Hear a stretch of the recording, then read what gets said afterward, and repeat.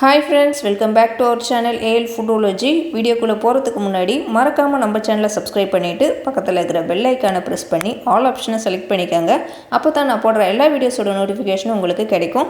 இன்ஸ்டாகிராம்லயே அப்படியே நம்ம பேஜை ஃபாலோ பண்ணிக்கங்க. இன்னைக்கு நல்ல ஒரு சூப்பரான மட்டன் ஒயிட் புலாவ் ரெசிபி தான் செய்ய போறோம். வாங்க எப்படி செய்யறதுன்னு பார்க்கலாம். ஃபஸ்ட்டு மட்டன் எடுத்து மஞ்சத்தூள்லாம் போட்டு கழுவி எடுத்து வச்சுருக்கிறேன். இது புலாவுக்கும் கொஞ்சம் கிரேவிக்கும் எடுத்து சேர்த்தே தான் வேக வைக்க போகிறேன். இப்போ இது பாயில் பண்ணுறதுக்கு கொஞ்சம் இஞ்சி பூண்டு பேஸ்ட்டு கொஞ்சம் உப்பு சேர்த்து நம்ம வேக வச்சுக்கலாம். இது ஒரு பக்கம் வேகட்டும், அதுக்குள்ளே நம்ம மீதியை ரெடி பண்ணுவோம். அரிசி பாஸ்மதி அரிசி 2 கப் எடுத்திருக்கேன். இதை இப்போ நல்லா வாஷ் பண்ணிவிட்டு ஒரு 20 நிமிஷம் வரைக்கும் நல்லா இதை சோக் பண்ணி வைப்போம். இதிலே தான் நான் சாப்பாட்டுக்கு தேவையான தண்ணியும் அளந்து தான் ஊற வைக்க போகிறேன். நீங்கள் சீரக சம்பா அரிசியில் கூட இந்த புலாவ் செய்யலாம். இப்போ சாப்பாடு செய்கிறதுக்கு ஒரு பாத்திரம் வச்சுருக்கேன். அதில் ஒரு 3 டேபிள் ஸ்பூன் அளவுக்கு கடலெண்ணெய் சேர்த்துக்கிறேன். அதே மாதிரி ஒரு 2 டேபிள் ஸ்பூன் அளவுக்கு நெய் சேர்த்துக்கிறேன். நெய் உங்களுக்கு அதிகமாக வேணும்னா நீங்கள் சேர்த்துக்கங்க. இப்போ இது ஹீட்டான பிறகு நம்ம 1 டீஸ்பூன் அளவுக்கு சோம்பு சேர்த்துக்கலாம். சோம்பு பொரிஞ்சதும் நம்ம கரம் மசாலா சேர்த்துக்கலாம். ஹோல் கரம் மசாலா, பட்டை, கிராம்பு, லவங்கம், ஏலக்காய், பிரிஞ்சி இலை இது எல்லாத்தையும் நம்ம சேர்த்துக்குவோம். இது எல்லாமே பொரியட்டும் கொஞ்சம். இது கொஞ்சம் பொரிஞ்ச பிறகு நான் 2 வெங்காயம் ஸ்லைஸ் பண்ணி வச்சுருக்கேன், பெரிய வெங்காயம். அதையும் இதோட சேர்த்துக்கிறேன். இந்த புலாவை பொறுத்த வரைக்கும் நம்ம வெங்காயம் இஞ்சி பூண்டு பேஸ்ட்டெல்லாம் நல்லா வதக்கணும். இப்போ நம்ம வெங்காயம் அது ஒரு 10 நிமிஷம் வரைக்கும் நல்லா வதக்கணும். அது நல்லா கொஞ்சம் கலர் மாதிரி வர வரைக்கும் நம்ம அதை வதக்கி விட்டுட்டுருக்கலாம். இது எண்ணெயிலே நல்லா கொஞ்சம் நேரம் வதங்கட்டும். இப்போது வெங்காயம் வதங்கிட்டு இருக்கிறப்பவே ஒரு 3 டேபிள் ஸ்பூன் அளவுக்கு நான் இஞ்சி பூண்டு பேஸ்ட்டு சேர்த்துக்கிறேன். இஞ்சி பூண்டு பேஸ்ட்டு நல்லா ஃப்ரெஷ்ஷாக இடித்து நான் சேர்த்துருக்கிறேன்.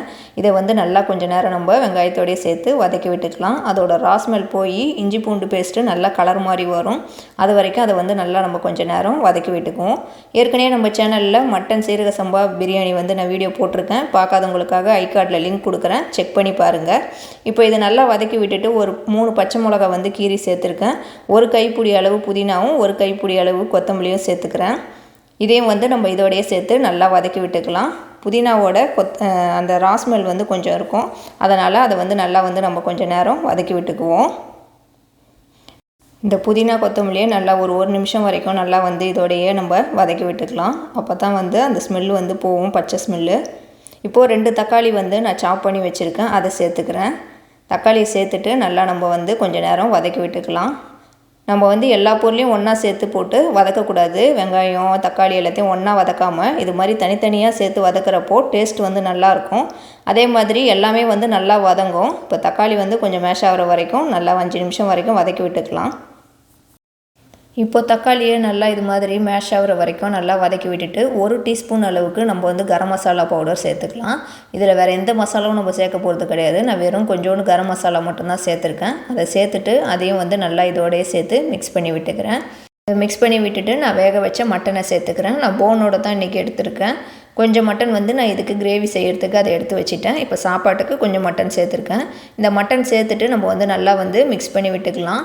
இங்கேத்தி மட்டன் லேம்பு, அதனால் கொஞ்சம் ஹார்டாக தான் இருக்கும். நம்ம அதனால் வேக வச்சு தான் செய்யணும். இப்போ மட்டனை சேர்த்து மிக்ஸ் பண்ணி விட்டுட்டு 1 டேபிள் ஸ்பூன் அளவுக்கு தயிர் சேர்த்துக்கிறேன். தயிர் சேர்த்துட்டு நல்லா இதோடையே மிக்ஸ் பண்ணி விட்டுக்கலாம். மட்டன் ஏற்கனவே வேக வச்சாச்சு, இருந்தாலும் இப்படி நம்ம தயிர் சேர்க்குறப்போ நல்லா அது கொஞ்சம் நல்லா கறி வெந்து இருக்கும், சாஃப்டாக பஞ்சு மாதிரி இருக்கும். இப்போ இந்த புலாவுக்கு தேவையான தண்ணி சேர்த்துக்கலாம். நான் பாஸ்மதி அரிசி ஊற வச்ச தண்ணியை தான் இதோட சேர்த்துக்கிறேன். நான் இங்கே 2 கப்பு அரிசிக்கு ஒரு 3.5 கப்பு அது மாதிரி அளவுக்கு தண்ணி எடுத்துக்கங்க. பாருங்கள், நான் தண்ணி வடிகட்டிட்டேன். இப்போது மட்டன் வேக வச்ச தண்ணியை சேர்த்துக்கலாம். நம்ம ஃபஸ்ட்டு மட்டன் மட்டும் தான் சேர்த்துக்கணும். அதை சேர்த்து மிக்ஸ் பண்ணிவிட்டு அதுக்கப்புறம் மட்டன் வேக வச்ச தண்ணியை சேர்த்துக்கலாம். இப்போ தண்ணி சேர்த்ததுனால ஒரு 1/4 டீஸ்பூன் அளவுக்கு உப்பு சேர்த்து இதை நல்லா கலக்கி விட்டுக்கலாம். உப்பு நீங்கள் ஏற்கனவே மட்டன் வேக வைக்கிறப்போ வேறு சேர்த்துருப்பீங்க, அதனால் பார்த்து அளவாக சேர்த்துக்கங்க. இப்போ இதை ஒரு முள்ளிட்டு போட்டு நம்ம மூடி வச்சிடலாம். இது ஒரு 1/4 மணி நேரம் கழித்து நம்ம ஓப்பன் பண்ணி பார்ப்போம். இது எல்லா மசாலாவும் ஒன்றா சேர்ந்து நல்லா கொதித்து வரட்டும். பாருங்கள், நல்லா கொதிச்சிட்ருக்குது.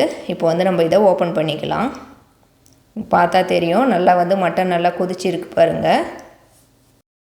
இப்போது நம்ம ஊற வச்சுருந்த பாஸ்மதி அரிசியை இதில் சேர்த்துக்குவோம். நீங்கள் இந்த புலாவை சீரக சம்பா அரிசிலையும் செஞ்சு பார்க்கலாம், அதுவும் நல்லா டேஸ்ட்டாக தான் இருக்கும். இப்போ அரிசி சேர்த்தாச்சு. ஒரு 1/2 லெமன் நான் புழிஞ்சு விட்டுக்கிறேன். இப்போ இந்த புலாவுக்கு தேவையான உப்பு சேர்த்துக்கலாம்.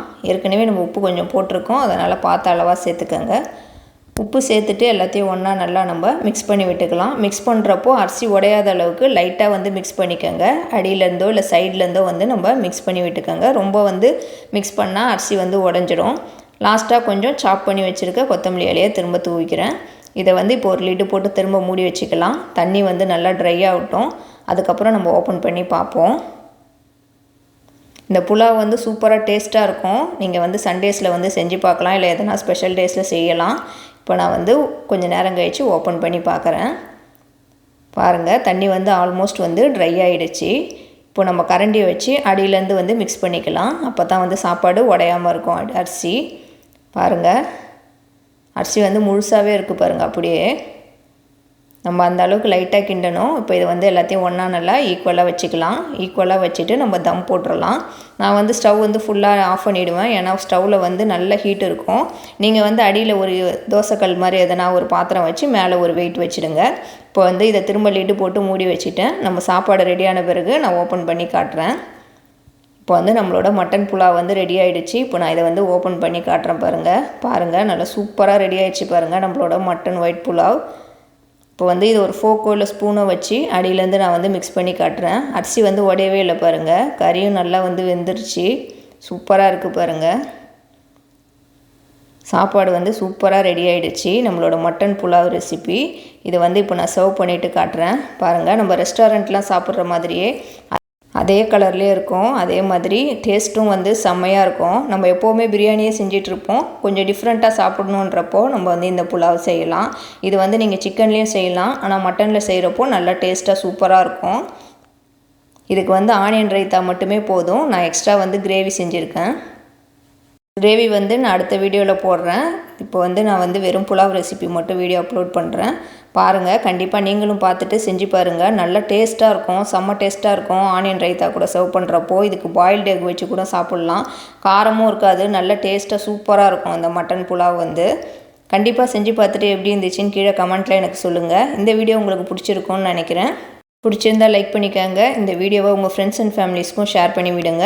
அப்புறம் இது வரைக்கும் நம்ம ஏஎல் ஃபுட்டாலஜி சேனலை சப்ஸ்கிரைப் பண்ணாமல் பார்க்குறவங்க மறக்காமல் சப்ஸ்கிரைப் பண்ணிவிட்டு பக்கத்தில் இருக்கிற பெல் ஐக்கானையும் ப்ரெஸ் பண்ணிக்கோங்க. தேங்க்யூ ஃபார் வாட்சிங்.